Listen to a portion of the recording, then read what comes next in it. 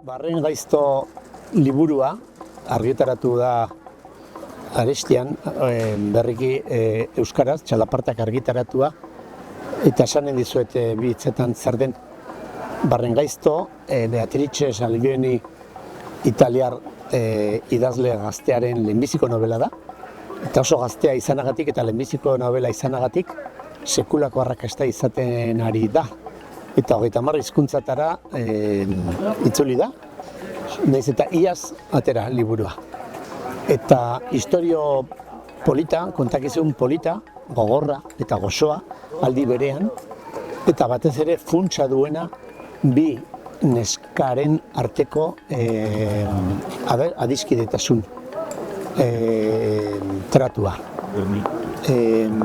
Bi neska hauek, bata familia pobre batekoa eta bestea familia on batekoa, Italiako fasismoaren garaian, hau da, Mussoliniren garaian, elkarren gana bilduko dira, elkar erakarrita, eta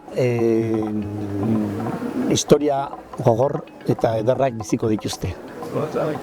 Horietako asko loturik libre izan nahi horrekin, gizartearen pisuari eta fasismoaren aginduei kontra egin nahian,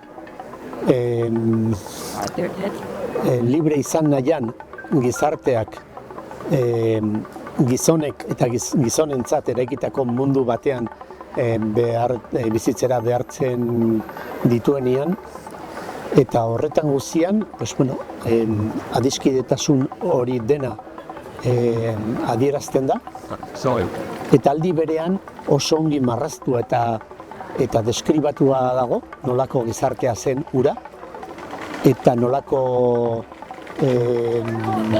pisua zuen momentu hartan emakumearen rolak, indarkeriak, gizarte sozialen arteko desberdintasunak, eta beste kontu asko eta asko.